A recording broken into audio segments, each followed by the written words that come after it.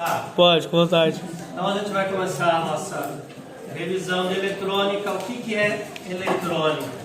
Eletrônica é o estudo do controle da eletricidade, né? A ciência que estuda o controle da eletricidade. Portanto, para a gente entender, a gente aprender eletrônica, a gente precisa, como pré-requisito, a eletricidade.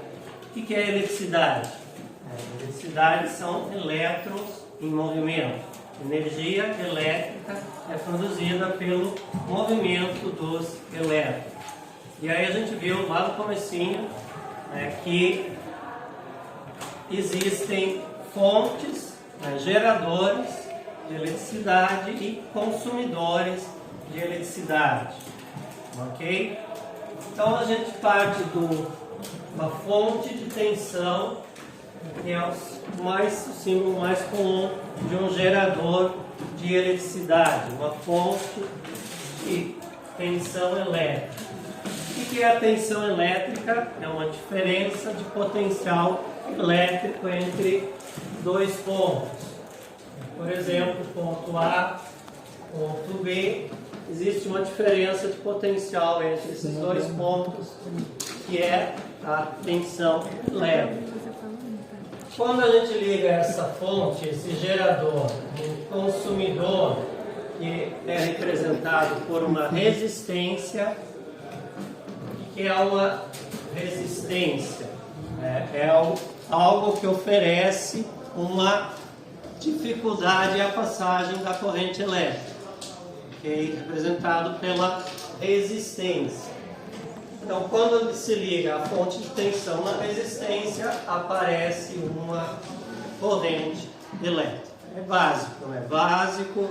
E essas grandezas, a tensão, que é medida em volts, a corrente, que é medida em amperes, e a resistência, que é medida em ohms, estão relacionadas pela lei de Ohm. Corrente igual a tensão dividido pela resistência. Até aí é o básico, né, pessoal? Todo mundo sabe até aí, espero.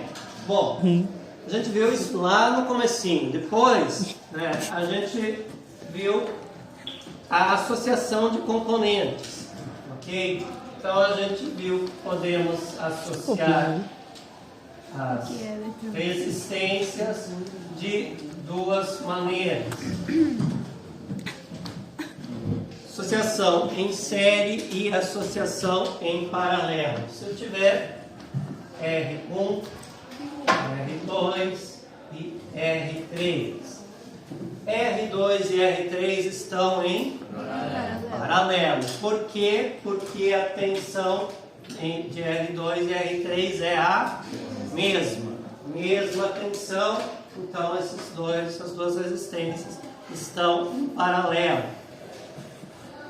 Como essas resistências estão em paralelo, a condutividade delas se soma. O que é a condutividade? É o inverso da resistência. Então a condutividade de R2 é igual a 1 sobre R2. A condutividade de R3 é igual a 1 sobre R3, ok? Então, a gente pode substituir essas duas resistências por uma resistência equivalente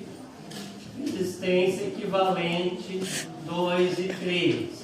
E essa resistência equivalente 2 e 3 vai ser a soma das condutividades, ou seja, 1 sobre a condutividade de R2 mais a condutividade de R3.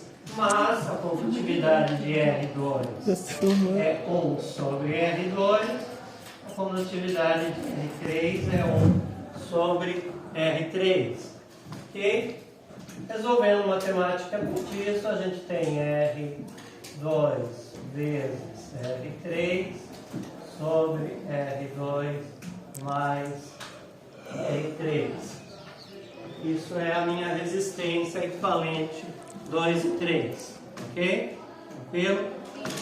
Bom, e agora o R1 e o R equivalente 2 e 3 estão em série. Por que eles estão em série? Porque a corrente é a mesma. A definição de componentes em série, a corrente é a mesma. A corrente que passa aqui é a mesma que passa aqui. E agora, então, a gente chega na resistência equivalente total, que é a soma das duas, né? R1 mais resistência equivalente 2, 3. Ok, então, esse meu circuito aqui, circuito original, se eu tiver uma fonte de tensão V ligado a esse circuito, como é que eu vou descobrir a corrente que está circulando aqui?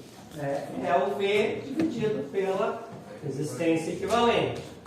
A corrente vai ser o V dividido pela resistência equivalente.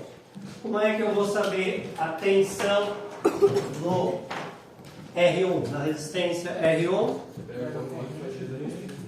V de R1 é igual a corrente vezes o valor do R1 da própria lei de Ohm. Certo? Então eu tenho V de R1 aqui. V de R1. Qual é que é a tensão em cima de R2 e R3? É a mesma, mas ela vale quanto? Ela vale a corrente vezes o R equivalente 2, 3, certo? E agora, qual é a corrente no R2 e corrente no R3? Então, acontece que aqui a gente tem um nó. O que é um nó? Um nó é onde a gente tem dois ou mais componentes ligados, conectados, certo? Então, o que acontece com a corrente? Ela chega, entra nesse nó, e aí ela se divide, parte para cá, 2, parte para cá, 3, certo? O que é a corrente? São elétrons em movimento, né? Então, os elétrons que estão entrando aqui nesse nó, eles não podem desaparecer, né? A mesma quantidade de elétrons que entra tem que sair. Portanto, o I2 mais o I3 tem que ser igual ao I. É um tal de Kirchhoff, já descobriu isso, e ele colocou duas leis de Kirchhoff, né? Uma delas é justamente essa, que a somatória das correntes num nó é igual a zero. Ou seja, todas as correntes que entram são iguais a todas as correntes que saem. Essa é a segunda lei de Kirchhoff. A primeira lei de Kirchhoff é a lei das malhas, que diz que a somatória da tensão numa malha é igual a zero. Então, por exemplo, esta malha aqui, eu tenho que a tensão V vai ser igual a V de R1 mais V de R equivalente 2, 3. Essa malha, ok? Somatória das tensões da malha é igual a zero. Ok, pessoal? Até aí? Então, ainda revisando a parte de eletricidade, ainda revisão de eletricidade, a gente sabe que não existe apenas a corrente contínua. Isso aqui é uma fonte de tensão contínua, produz uma corrente contínua. Mas, quando a gente tem um gerador, uma bobina gerando um campo magnético, se produz uma tensão alternada e, consequentemente, uma corrente alternada. O que é, então, a corrente alternada? Uma corrente que está alternando o seu sentido. Ora a corrente está para um lado, ora a corrente está para o outro lado. E ela é produzida por uma tensão alternada, que ela ora é positivo, ora é negativo, ora é positivo, ora é negativo. Tensão alternada. Como é que é a forma de onda da tensão produzida pelo gerador? A gente já viu que essa forma de onda é senoidal. É uma forma de onda que obedece à função matemática seno. Certo? Então, essa forma de onda é determinada pela função seno, uma função matemática. Ok? Então, uma tensão alternada ela tem um valor máximo, Vmax, e um valor mínimo, Vmin, ok? A gente sabe que a função seno é uma função simétrica, então o valor máximo é igual a menos V mínimo, o valor mínimo é menos V máximo. Se aqui é 10, aqui é menos 10, certo? Portanto, ela tem um valor médio que é igual a quanto? Zero. O valor médio de uma tensão alternada é zero, ok? Mas, como eu falei, o gerador produz tensão alternada, o que chega na nossa casa, na energia elétrica, também é tensão alternada. O que a gente tem nas tomadas são tensão alternada. E a tomada tem um número lá, uma tomada de 127 ou uma tomada de 220. Mas como é que tem um número se ela está variando? Se a cada instante é um valor diferente, né? Então, existe o que se definiu como a tensão eficaz. O que é a tensão eficaz? A tensão que efetivamente produz potência. Ou seja, é o valor que eu posso substituir essa tensão alternada por uma tensão contínua e vai produzir a mesma potência. E aí, se chegou à conclusão que para uma tensão senoidal, o valor eficaz é igual ao valor máximo sobre raiz de 2. Ok? Valor máximo sobre raiz de 2. Portanto, eu tenho um valor eficaz que é menor, obviamente, que o valor máximo. Então, esse é o valor que define uma fonte de tensão alternada. Portanto, uma tomada de 127 volts significa que o valor eficaz é 127. É próximo do valor médio? É próximo, não muito próximo. Nesse caso aqui o valor médio é 0, e o valor eficaz da tomada é 127. Então não é muito próximo não. Bom, portanto, a tomada de 127 volts, qual é o valor máximo? Aproximadamente 180, né? Vai ser V eficaz vezes raiz de 2, 127 vezes 1.4 dá aproximadamente mais 180, o valor máximo, e menos 180, o valor mínimo. Ok, pessoal? A tensão alternada, como ela está variando continuamente, e essa variação é repetitiva, periódica, então, associado à tensão alternada, eu tenho um período, que é o tempo que leva para completar um ciclo, ou seja, começar a se repetir tudo. Então, isso aqui é um ciclo. E o tempo que demora para fazer um ciclo é o período da tensão alternada. E associado a isso se define a frequência que é o inverso do período, sobre período. Então, a energia que chega na nossa casa, na tomada, tem uma frequência de 60 Hz no Brasil. Quer dizer que cada onda dessa se repete 60 vezes em 1 segundo. Portanto, o período é 1 sobre 60, que dá 16,67 milissegundos. Ok? Tranquilo essa revisão de eletricidade, pessoal? Sim. Isso aí é pré-requisito para qualquer estudo de eletrônica. Mas o objetivo da eletrônica, como eu falei, é controlar a eletricidade. Então, a gente precisa de dispositivos que possam fazer esse controle de eletricidade. Para entender os dispositivos, a gente precisa saber a diferença entre materiais condutores e isolantes. Materiais condutores, o nome está dizendo, são materiais que conduzem muito bem a eletricidade. Os metais, em geral, são bons condutores. Cobre, alumínio são bons condutores. Isolantes, ao contrário, não permitem a passagem da energia elétrica, da eletricidade. Então, plásticos, papel, borracha, são materiais isolantes que não permitem a passagem da corrente elétrica. Ou seja, os materiais condutores têm uma resistência muito baixa, próxima de zero. Os materiais isolantes têm uma resistência muito alta, próxima de infinito. Ok? E existem no meio materiais semicondutores, que não são nem condutores nem isolantes.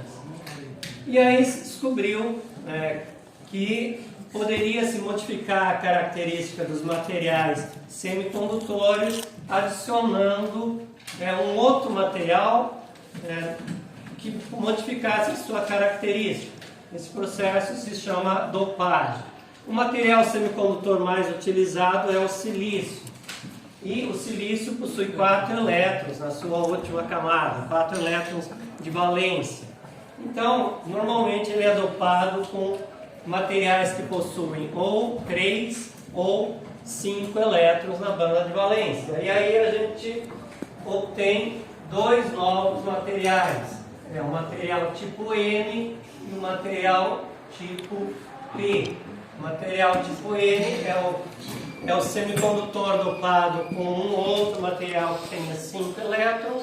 Então, no arranjo cristalino, vão existir átomos que têm um elétron a mais, 5 elétrons. O material tipo P é um material dopado com um outro material que só tinha 3 elétrons. Então, no arranjo cristalino, vão ter átomos que têm um elétron a menos. Certo? Como o elétron é uma carga negativa, um elétron a mais define o material tipo N. Negativo, um elétron a menos define o material tipo P, positivo. Não quer dizer que esse material seja íon, esteja desequilibrado. Porque o material tipo N, aquele componente que tem 5 elétrons, ele também tem um próton a mais. Então continua eletricamente equilibrado o material em si. E esse aqui, o tipo P, aquele material que tinha 3 elétrons, também tem um próton a menos. Então continua equilibrado. Ok? A grande mágica acontece quando esses dois materiais são unidos. A gente une o material N com o material P. Okay? E aí forma uma junção, uma união de 2 materiais. Junção. Ok? Junção PN, junção NP. E aí então, acontece que alguns elétrons aqui do material N acabam pulando aqui para o material P, certo? Vão pulando para cá. E agora sim, nessa região central, existe um desequilíbrio. Esses elétrons que vieram para cá deixaram o seu espaço aqui. E eles estão aumentando a carga negativa desse lado. Certo? Eles não podem ir muito longe, porque existe uma atração. Cargas diferentes se atraem. Certo? Então se forma aqui uma região, um gap, uma diferença ali, onde os materiais estão desequilibrados. Tudo isso não tem muito sentido se a gente não descobrir o que acontece quando a gente aplica uma tensão nesse material. Ok? Então, a hora que aplica uma tensão positiva no material tipo P, ok? Existe uma facilidade desses elétrons continuarem pulando, esse processo inicial. Então a corrente ela tem uma grande facilidade para ela circular neste caso, certo? Então eu tenho uma corrente grande, certo? Se eu faço o contrário, se eu polarizo isso da maneira é a contrária, mais no N e menos no P, aí essa polarização vai contra esse desequilíbrio que existia. Então ele vai aumentar essa barreira e fica muito difícil do elétron dar um pulo tão grande, certo? Então o resultado é que não existe praticamente nenhuma corrente, certo?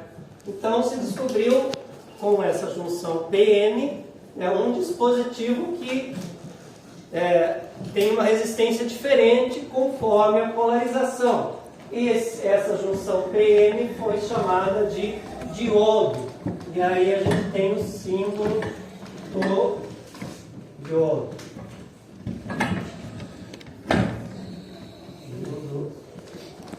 Diodo. Ok? Esse material P aqui a gente chama de anodo e o material N de cátodo. Ok? Então, resumindo, o diodo ele oferece uma resistência muito baixa quando polarizado diretamente e uma resistência muito alta quando polarizado reversamente. Desenhando o circuito, eu tenho uma fonte V, um diodo, uma resistência. Ok? Se eu tenho tensão e resistência, eu tenho corrente, é o que a gente viu na revisão de eletricidade, certo? Então agora, só que agora eu preciso saber como é que esse diodo vai interferir na corrente, como é que ele vai controlar a corrente. Então o primeiro passo é verificar se o diodo está polarizado direta ou reversamente. Como é que eu sei isso? A fonte está mais e menos. O mais chega aqui no anodo, o menos vem por aqui e chega aqui no cátodo. Se acontece isso, significa que os elétrons vão ter uma facilidade, então ele está polarizado diretamente. Ok? Dessa maneira eu tenho o diodo polarizado diretamente. Okay? Então a corrente passa, a corrente flui, certo?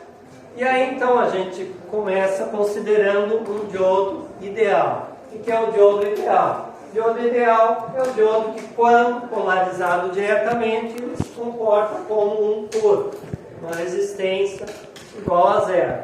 Tá? Então, o que é a definição do diodo ideal?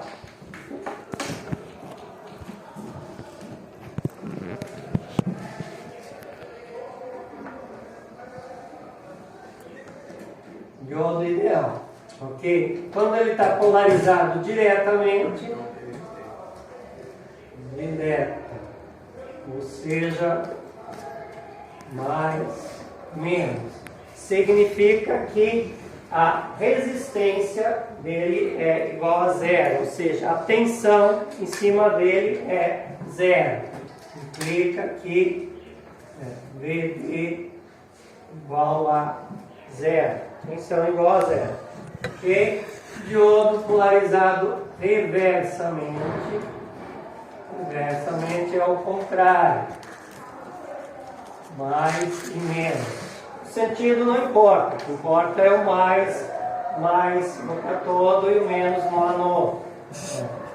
Quando o diodo está polarizado reversamente, ele não deixa passar corrente, portanto, a corrente do diodo é zero.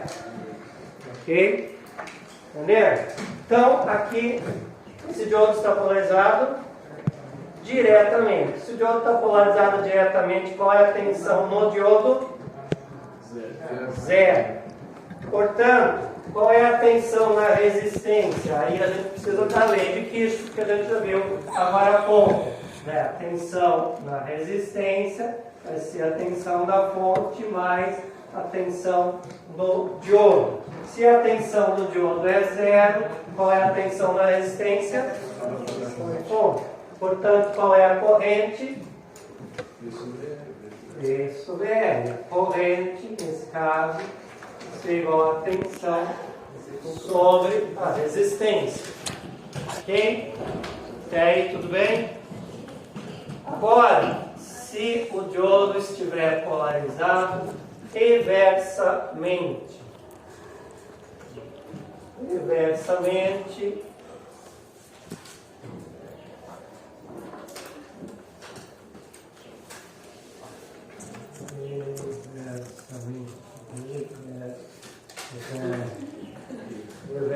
Ótimo.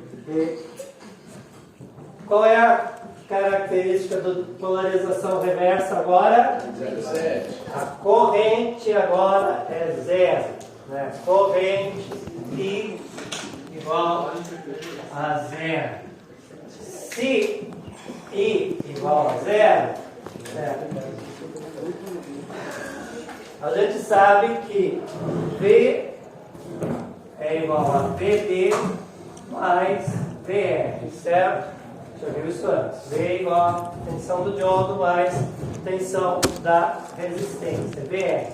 Se I igual a zero, quanto que vale VR? Zero. VR agora é zero.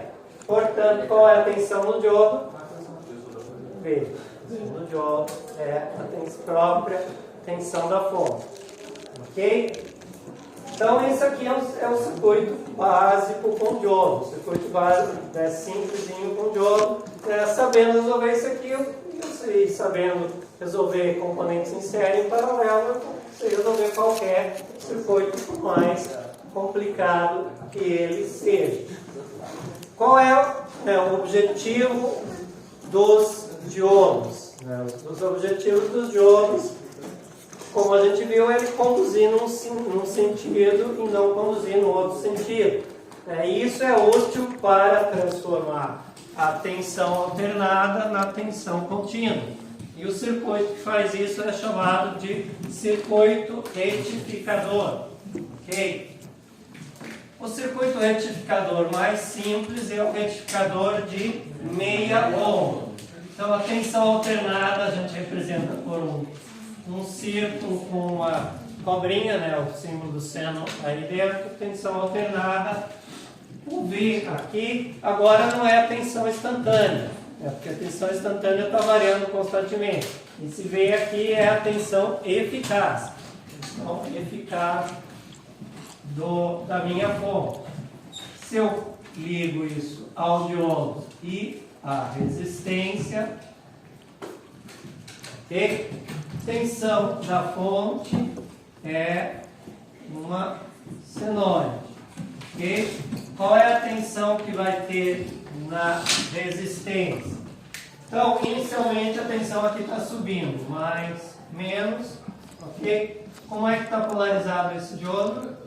Diretamente. Se ele está polarizado diretamente, tensão nele é zero. Se a tensão nele é zero, significa que esse siniciclo positivo aqui aparece aqui em cima da resistência, VR, tensão na resistência, tensão de saída, ok?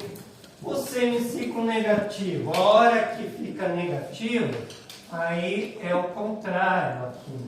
Agora eu tenho menos e mais, menos e mais. Esse diodo agora está polarizado reversamente. Se ele está polarizado reversamente, corrente é zero. Se a corrente é zero, qual é a tensão na resistência?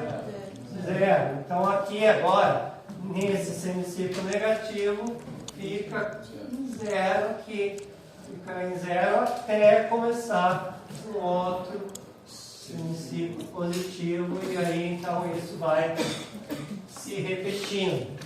Ok? Então agora, na saída do retificador de meia onda, eu tenho aqui o V máximo, o mesmo V máximo da fonte. O V mínimo agora não é mais o V mínimo da fonte. O V mínimo agora é zero. O V mínimo agora é zero. Agora eu tenho mais dois valores aqui, um V médio e um V eficaz. V médio e V V eficaz, certo? E aí então tem duas fórmulas para calcular esses valores. O V médio é igual ao V máximo pi, o V eficaz é igual a V máximo dividido por 2 raiz de 2, ok? Retificador de meia onda. Só que, se eu quero transformar a tensão alternada em tensão contínua, não é legal ter esse espaço aqui em branco todo com a tensão igual a zero, certo? Então, o ideal seria preencher esse espaço com o semiciclo negativo.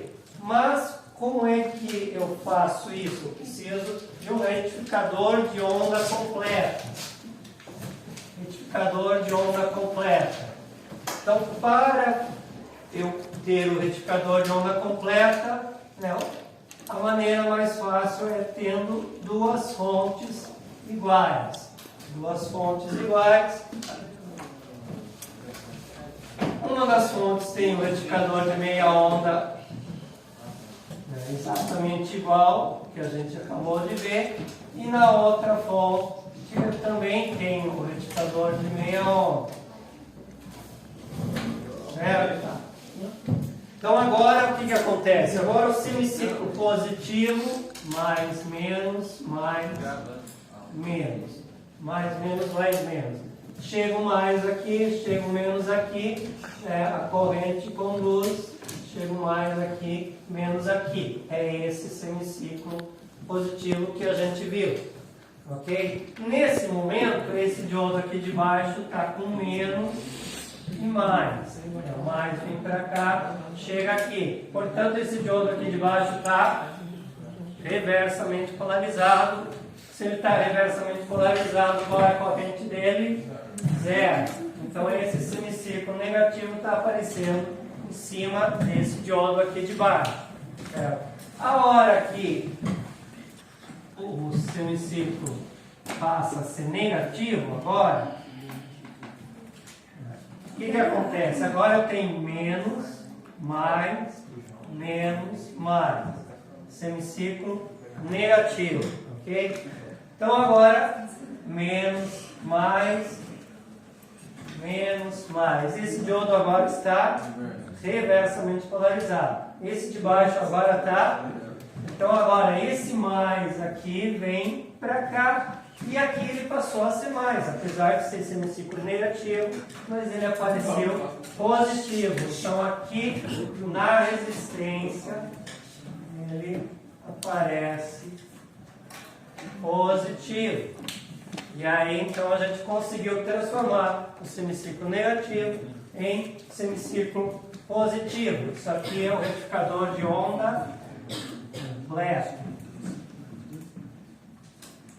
Retificador de onda completa. Então, esse semiciclo que era negativo, ele passa a ser positivo na saída do retificador. Agora, os valores médios e eficazes mudam, porque antes eu tinha todo esse espaço aqui zerado. Agora não é mais zero.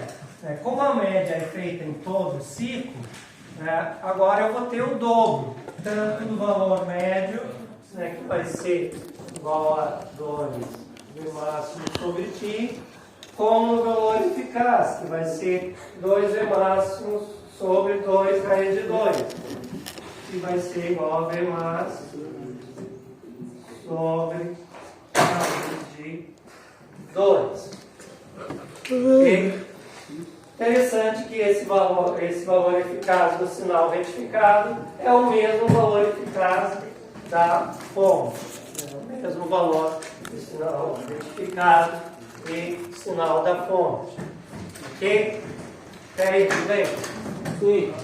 Bom, isso aqui já é um sinal retificado, mas não é um sinal contínuo ainda. Ele está variando muito, né? Tem essas montanhas todas aqui de variação. Então, para que eu possa aproximar isso com um sinal contínuo, eu preciso de um filtro.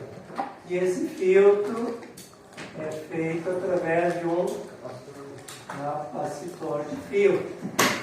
E o que acontece quando eu coloco o capacitor?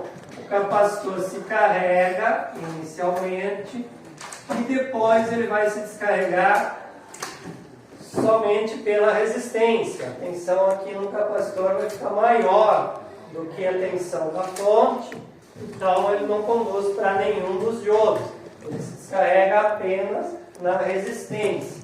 E aí então eu tenho um sinal filtrado, que é esse sinal azul. Esse sinal azul já é muito mais parecido com um sinal de uma tensão contínua. E agora ele fica próximo do V máximo. Só que ele tem essa pequena variação, essa pequena ondulação. Como é que a gente calcula essa variação entre o V máximo e o V mínimo desse sinal azul aqui? Através igual a corrente dividido pela frequência vezes a capacitância. Lembrando que a frequência do retificador de onda completa é 2 vezes a frequência da fonte. Se a fonte é 60 Hz, a frequência para a onda completa é 120. Para meia onda não, porque meia onda é a mesma frequência. Ok? Qual vai ser a corrente? A corrente é a tensão dividida pela resistência. Lá, lei de Ohm original. Até aí tudo bem, pessoal? Revisão. Sim, então a gente já revisou diodo, já revisou retificadores, de meia onda e de onda completa. Ok? Bom, além do diodo comum, que é usado para sinais ou para retificadores, existem outros tipos de diodo. Ok? Tipos de diodo. Um diodo muito comum, que a gente conhece, é o LED. O que é o LED? Diodo emissor de luz. LED. Então é um componente que, quando percorrido pela corrente, produz luminosidade. Ele acende, ele gera luminosidade. Qual é a diferença para o diodo? Então vamos voltar um pouquinho. O diodo ideal, quando polarizado diretamente, ele conduz. A gente estava imaginando que a tensão nele fosse 0. Só que o diodo real, o diodo de silício, percebi.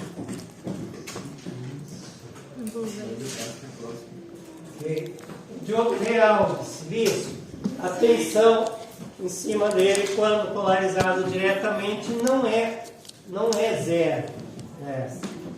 Ela é próxima a 0,7 volts. Ok? Quanto maior a corrente, essa tensão aumenta um pouquinho. Quanto menor a corrente, menor a tensão direta no diodo. Ok? E quando o diodo real de silício é polarizado reversamente, a corrente é muito próxima de 0. Muito próxima de 0, até um determinado ponto, uma tensão de ruptura, aonde a corrente aumenta bastante. Certo? Esse é o diodo real de silício. Então, a gente aproxima o diodo real de silício como um diodo onde a tensão direta é 0,7 volts. Ok? Já o LED é um diodo onde a tensão direta não é 0,7, a tensão direta é maior e ela depende da cor do LED. Depende da cor do LED. Então, o LED vermelho é em torno de 2 volts, ZD aproximadamente 2 volts. O LED azul Né? E o LED branco tem tensões maiores, né? Tensões na ordem de 3 volts ou mais. Ok? Bom. E aproveitando esse efeito aqui da tensão disruptora,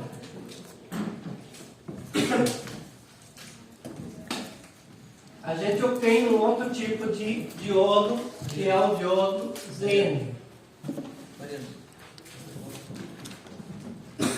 Diodo Zener, então, é um diodo feito para trabalhar, ao invés de trabalhar no sentido direto, que nem o diodo comum, que é o diodo normal, o diodo Zener é feito para trabalhar no sentido reverso.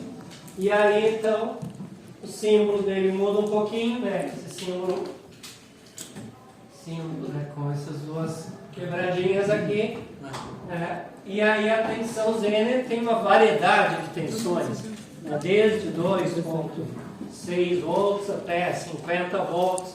Né? Então é essa tensão disruptora do diodo Zener. Ok? Então, se eu tenho um diodo Zener de 5 volts, a tensão em cima dele, VD do diodo Zener de 5 volts vai ser 5 volts. Só que o diodo Zener é polarizado reversamente. Mais no cátodo, menos no anodo. O diodo LED é polarizado diretamente. Mais no anodo, menos no cátodo. Professor, representante de classe, Pode pausar o vídeo, pode parar o vídeo. que é para você.